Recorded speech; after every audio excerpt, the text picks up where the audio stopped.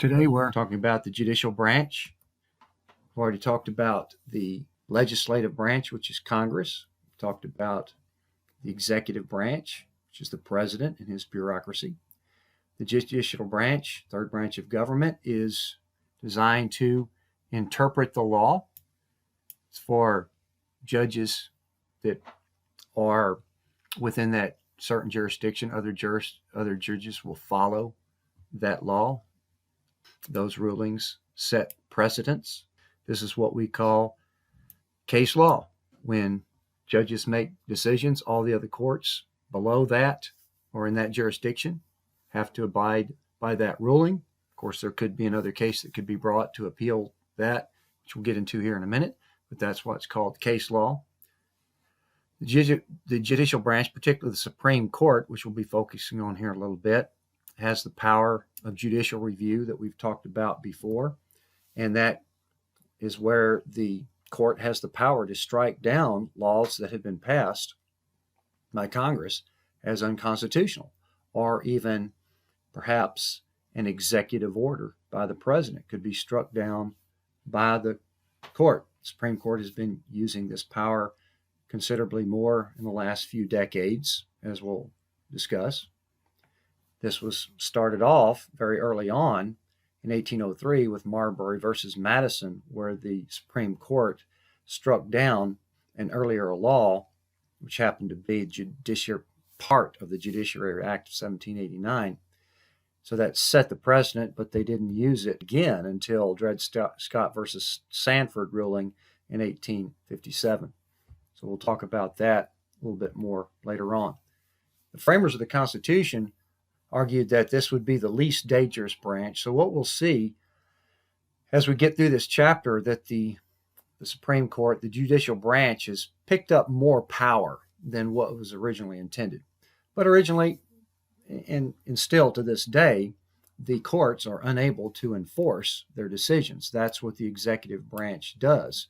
Cases are brought to the courts, and they make their rulings, and then those rulings would have to be enforced by the executive branch. The judges are also nominated by the president, confirmed a majority vote of the Senate. The judges are appointed for life terms, and the reason for that is that they were wanting to keep the judges out of the re-election process, insulate them from the political campaigning, the raising of money, the making of promises, the being affiliated with a political party that could have some conflict of interests here and there. Now, several states do elect their judges, and there doesn't seem to be any significant difference in the quality of judges when that happens. But the initial intent here was to appoint them for life so that they would not have to deal with that and stay an impartial arbiter of the law. The structure of the court is determined by acts of Congress. That was set out in the Constitution, that the Congress would set that up. And so let's look at some of that progress. One of the very first things that Congress did in 1789 when it convened was the Judiciary Act of 1789, where they established 6 justices, the circuit courts and the district courts. And there was some fluctuations here and there over the years to where the number of justices on the court ranged perhaps, between 7 and perhaps a total of 11. But in 1869, they set the number of Supreme Court justices at 9, and this coincided with 9 circuit courts. And we'll look at those numbers here in a minute. And that's stayed that way ever since. We've had 9 Supreme Court justices. There's never been any political will to change that number, but yet Congress could actually do that. The Judiciary Act of 1891 established the U.S. Court of Appeals, which mainly just a name change, as we'll look at the map here in a minute. And the Judiciary Act of 1925 gave the Supreme Court a little bit more power and leeway in selecting cases. This certiorari act adds to the judge's discretion in that if 4 judges agree on a case, they will accept that case. So therefore, as the judges may be leaning towards a political ideology, then judges could reach out and perhaps grab cases that may have political overtones. And so we'll get into that here a little bit more. The types of law, we've got criminal law. Most of that, of course, is handled in the state courts according to the Constitution. This is where we're protecting the health, safety, and morals of the citizens. Civil law is private matters where no physical crime is typically alleged. It has to do with contracts where somebody has violated an agreement, or the case of torts where there has been a wrongful act or personal injury. So the personal injury attorneys that you see the commercials on TV, that's dealing with torts law. And one of the most famous of those cases was the spilled hot coffee with the McDonald's back in 1992. Just a couple of facts of that case. Stella Liebeck, 79 years old, spilled hot coffee in her lap in the drive-thru, and the coffee was hot. I can attest to that. At that time, the McDonald's acknowledged it had many complaints. In fact, McDonald's had received over 700 complaints prior to this about their coffee being extremely hot. They acknowledged that they kept it about 20 degrees hotter than their competitors. And when Miss Liebeck spilled this on her lap, it resulted in third-degree burns. Initially, she just wanted to be compensated for her injuries, which included skin grafts. McDonald's, a typical response to these types of claims is to ignore them, and they may go away because people can't often afford an attorney.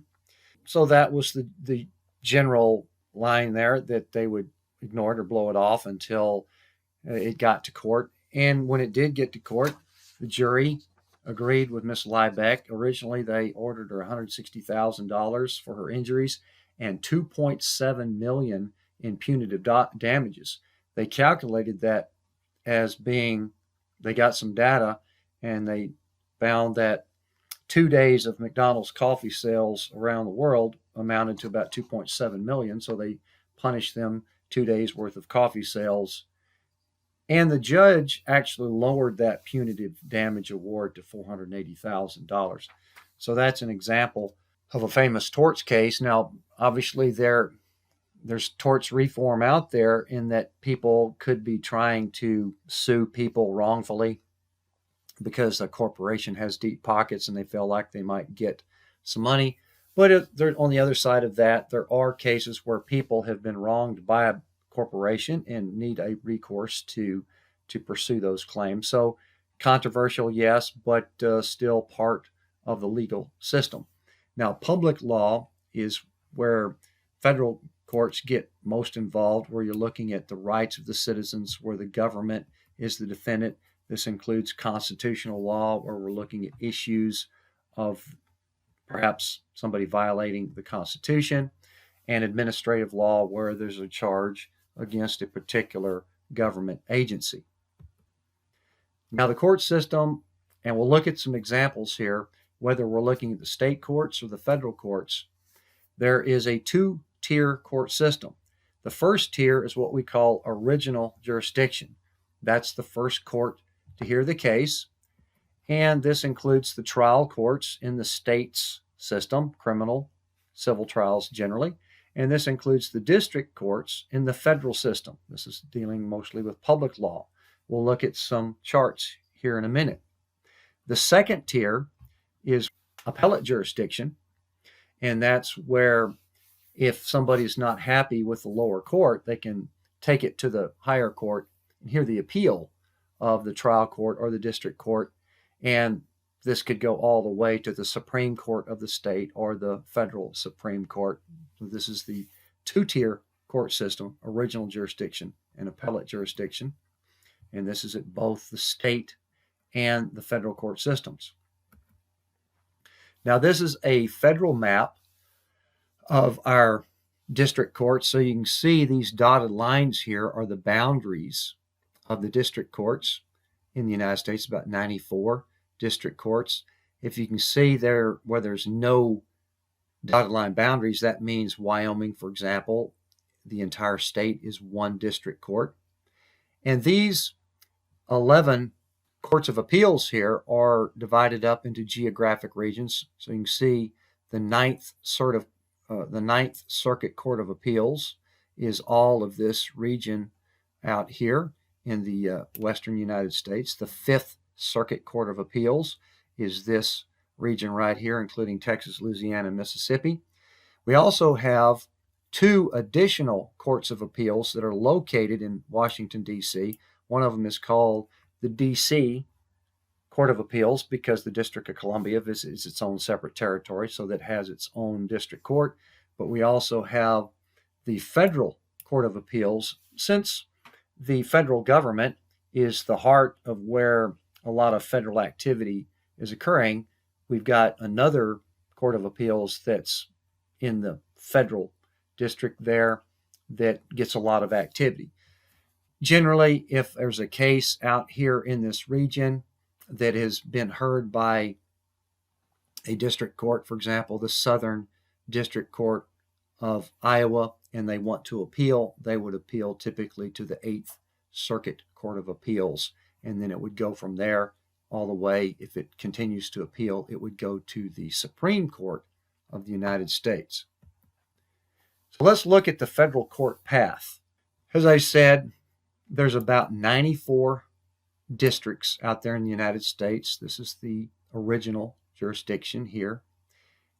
And there's about 678 judges that are appointed by the president.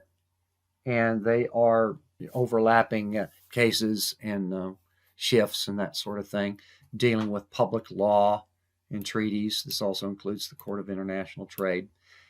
And if you are filing a case in U.S. District Court in one of these districts and you're not happy with that ruling, you could appeal it to that particular U.S.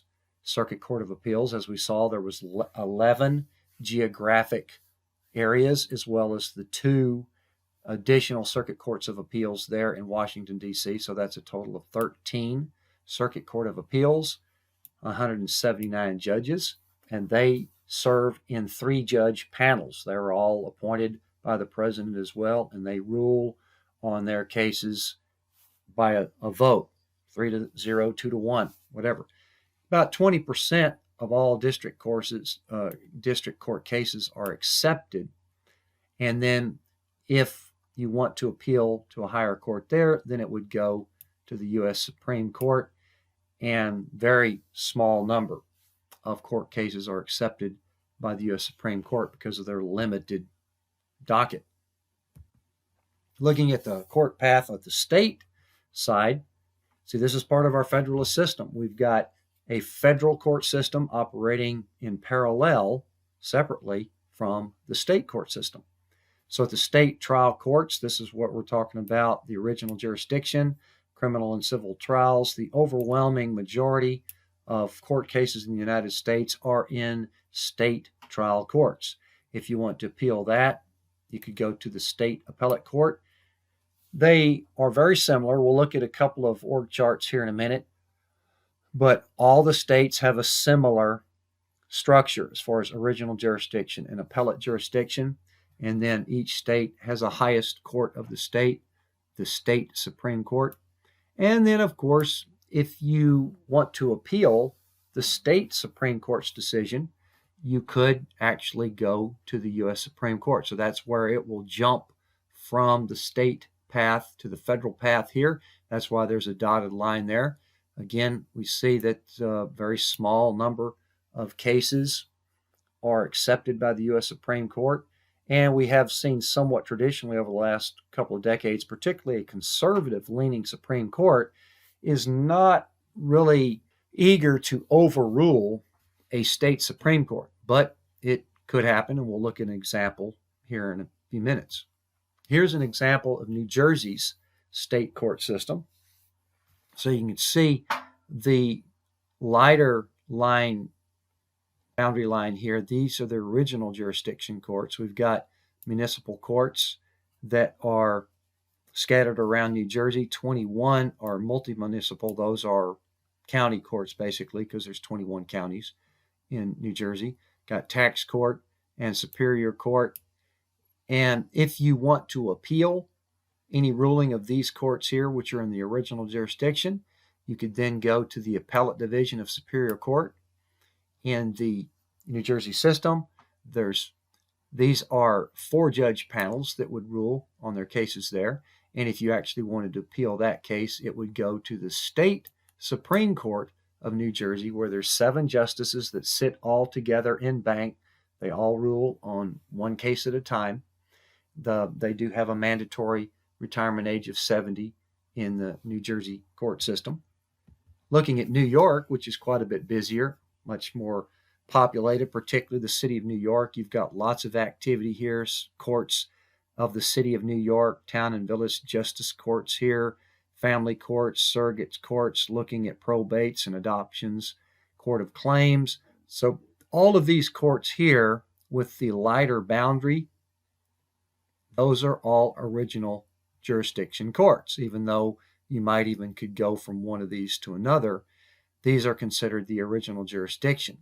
And then you can see they all try different types of courts. There's lots of overlap here. You can see both of these courts, the county courts and the Supreme Courts of New York, handle a lot of the same types of cases. But if you want to appeal, there's 2 appellate courts in New York, and this one here sits in 5-judge panels. This appellate court sits in 3-judge panels there. And then if you want to appeal that particular case, you can take it to the highest court of New York State. They call it the Court of Appeals rather than the Supreme Court of the state of New York. They also have 7 judges that sit in bank on that one. Looking at Texas, as far as your original jurisdiction, you've got municipal courts there where a lot of traffic cases are handled. These are what are called the Justice of the Peace courts here that are scattered throughout Texas. Here we have county court at law. My brother-in-law is one of these judges. He's a county court at law. There's 3 judges for Comal County. They're New Braunfels, and he's one of those judges there in Comal County.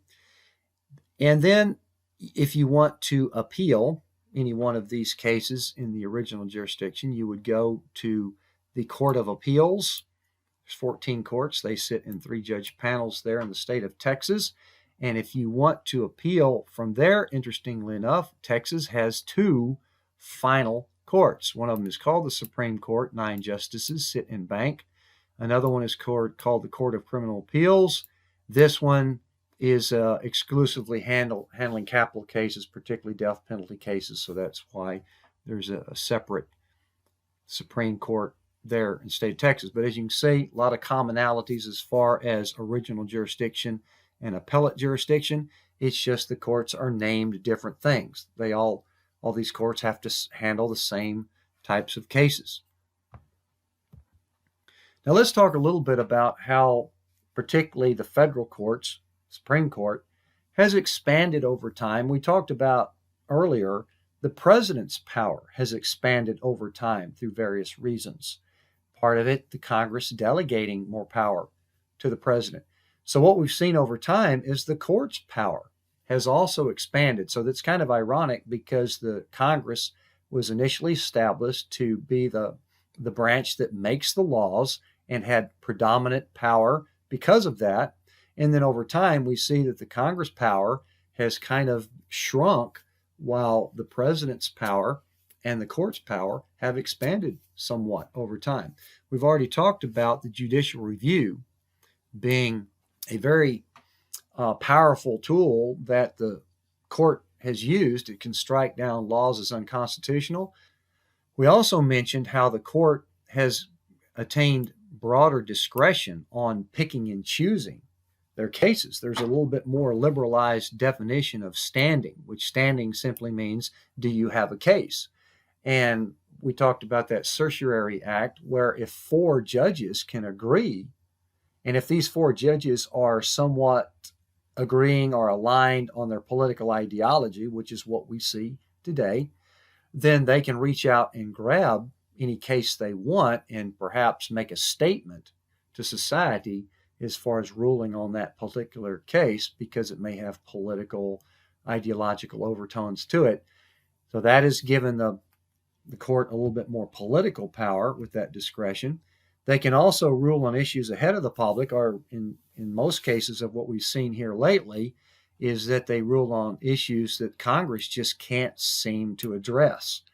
They might be too controversial, or because Congress does not want to risk not getting reelected, they will pass off these issues and kind of wait in some cases for the courts to resolve it, which was not what the original intent was.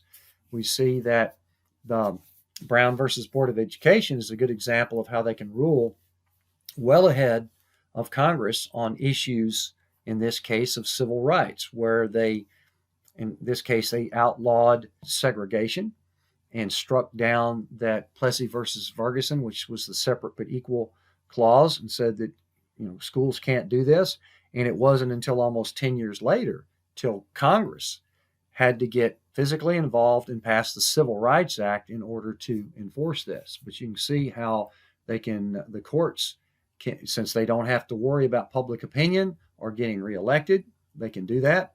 Roe versus Wade is another example where they essentially made abortion legal, used that clause as far as a privacy issue of a woman's reproductive rights.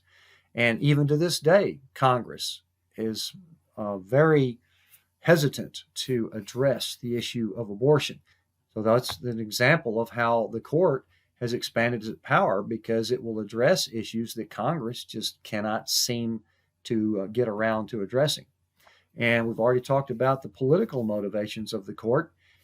Since they are appointed by presidents, presidents have increasingly been appointing judges because of their historical rulings or what political ideology they may be leaning towards. And so cases may be getting accepted a little bit more and interpreted on the basis of those political preferences. There may be a greater pursuit of a political agenda by the judges, because we're starting to see that polarization in the court as well, where we may have a majority of conservative-leaning judges at this time. This is what we've touched on already. Congressional inaction then kind of delegates the court as being a policymaker, where they will rule on abortion or immigration or gun control, things like that Congress just does not seem to be able to address because of their partisan and polarizing issues. The judges that are set there for life are less accountable to the public, so that's another thing that has given them a little bit more power to rule on policy issues. Judicial review, I've already talked about Marbury versus Madison, that they struck down a part of the Judiciary Act as unconstitutional, and that kind of set the precedent. But early on, they didn't use it again for a long time until the Scott versus Sanford ruling that was into the run-up of the Civil War, where the judges found the Missouri Compromise of 1820 unconstitutional, and that Congress had no authority to prohibit slavery in the new states. So therefore, Dred Scott had to go back to the state that he was from to be a slave. Now, during the New Deal, there was a lot of activity in trying to get the economy back on track. And in just a couple of year period here, there was 8 acts of the New Deal Congress that were struck down, invalidated. And this actually inspired President Roosevelt to propose what it was now famously called his court packing plan, where he was proposing to the Senate there that can I appoint as many as 15 judges, whereas any judge that's on the court that's 70 years or over, I get to appoint another judge. It did not go anywhere, but within a few years, those older judges had died and the court started to shift, and it really wasn't an issue. Plus, Roosevelt appointed quite a few as he was elected for 4 terms. So that was no longer an issue at that time. But that just some examples of judicial review. But what we see is that over the past few decades, the court, has been using this judicial review more and more as a policy tool. You can see the number there on page 232 in the text. If they are using it more as a policy weapon or a policy tool, then that's giving them more power to make policy decisions, which was not the original intent. Congress was the original intent to make the law, and then the court would just interpret that law. But this is how we see it evolving here.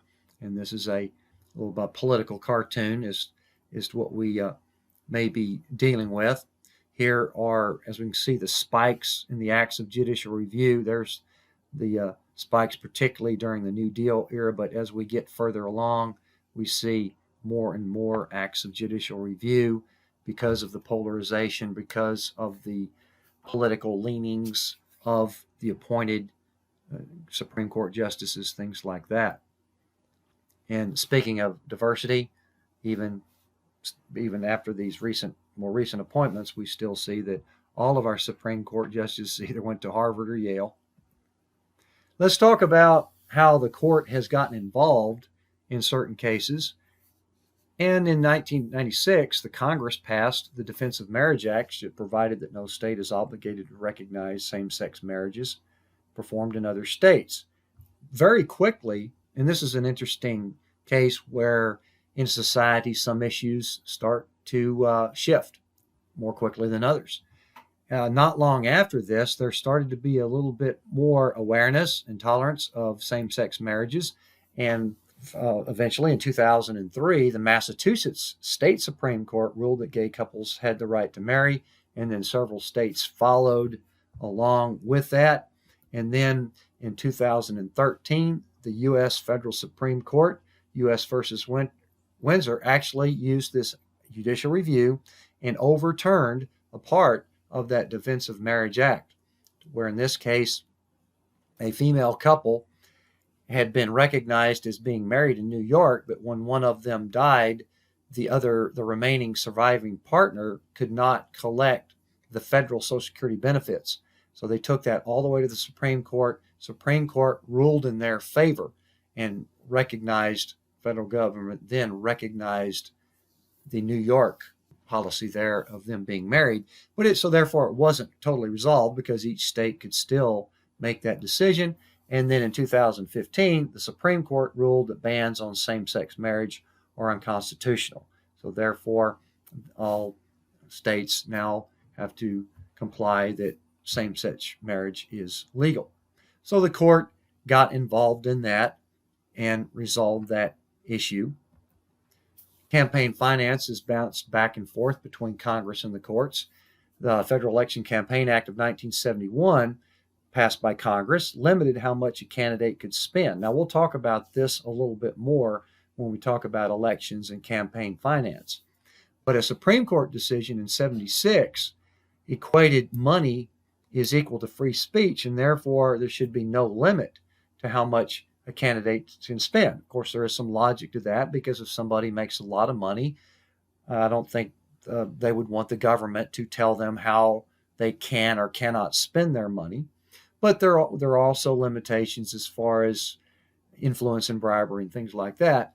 But it's still a back and forth battle even to this day. The Bipartisan Campaign Reform Act of 2002 then prohibited unlimited party spending. This is what we call the soft money. But then it got back into the courts, and in Citizens United versus FEC 2010, the Supreme Court overturned, again with judicial review, overturned much of what that act had said. And then they actually made even a further distinction here that corporations are equal to people, and so there's no limit to these indirect expenditures. And this what resulted in the formation of super PACs. Super PACs can raise and spend as much money as they want as long as they're not coordinated, directly involved with that candidate. So that has increased spending dramatically with the creation of the super PACs. And then another Supreme Court ruling not long after that removed the aggregate limit on how much a donor can spend on federal candidates. There is a certain limit that you can spend on one individual candidate, but there's no limit to how many candidates you want to spend that limit on. That means that the court has generally ruled here recently in favor of people being able to spend as much money as they want on campaign finance, and it's still controversial, a back and forth issue. Now let's talk about one more issue that the court got involved in, and this was the Bush-Gore election, which was fairly controversial and somewhat ironic as well. In the 2000 election, it was not a very big turnout, 104 million votes cast, and Gore had a slight lead in the popular vote. It was razor thin close. We're talking about nationwide, a difference of 540,000 votes. That is, as you can see, a half of a percentage point. Florida was undecided. 25 electoral votes were at stake here, and as you can see, this was crucial because at that point, Gore had 267 electoral votes. Bush had 246, and as you could see, if Bush would win Florida, that would put him at 271, which would give him the majority of the electoral votes. So very crucial, but Florida was stuck and could not decide, and an automatic recount showed that Bush was ahead by only 300 votes statewide. That's an incredibly close when you look at how many million voters there are in Florida. Now, Gore made a request for a new recount because it was so razor thin close, and it was refused by the state. So then he files suit to the Florida State Supreme Court. The Florida State Supreme Court ordered a hand recount in 3 counties. Dade County in particular had a lot of controversial issues. They extend the deadline, and this is where it starts to get messy because when you start scrutinizing each single ballot, you start to find mistakes. You start to find questions. And this is where the dimpled chads and these punch ballots, or the hanging chad, where the overseers were trying to decide, well, does this count as a vote even though it didn't get punched through? It's dimpled. It's a hanging chad. Should it get counted? So it got to be a nightmare when you start counting each individual ballot. The recount was unfinished by the deadline. The Florida Secretary of State declared Bush the winner by 500 votes. Now, the governor of Florida was Jeb Bush, George Bush's brother, but there was no evidence of any impropriety there at all. There was, however, a conflict of interest with the Florida Secretary of State. She was actually George Bush's campaign manager in the state of Florida, so there was potentially a conflict of interest there with her in that particular case. But regardless of that, Supreme Court's going to get involved. And so the Democrats reappealed, and the Florida State Supreme Court called for a hand recount in all 67 counties. This would have really prolonged it and made it even more of a nightmare. So the Republicans appealed to the U.S. Supreme Court. The United States Supreme Court halts the recount on December 7th in order to hear arguments. Now, they obviously could have let the recount keep going, but I think what the ultimate impetus there was to avoid even more controversy and even more of a mess. They stopped the recount on December 12th, and Bush was ahead, so Bush wins Florida, and therefore George W. Bush wins the presidency. And the Supreme Court was hammered quite a bit for that because in the Constitution it says that the state is responsible for the election systems. And so the Supreme Court was getting involved in an issue that the Constitution would certainly argue that they would not want to be involved in because that's a state matter. So as you can see, this was quite controversial, and the Supreme Court took a hit on its credibility. You could, of course, argue that they were trying to resolve this issue before it got any more messier, because obviously a hand recount for the entire state could have taken months and it would have been a nightmare. So you could certainly argue that they were trying to just get this done and over with.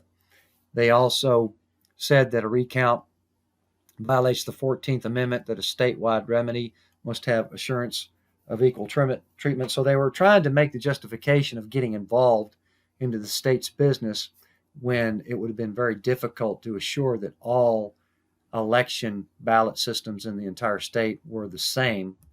They also, as somewhat of an ironic situation here, they ruled against the state, contrary to what they had been doing previously, as far as not really being eager to overrule a state's jurisdiction. All right, so this wraps up the court system here. So stay tuned for the discussion forum.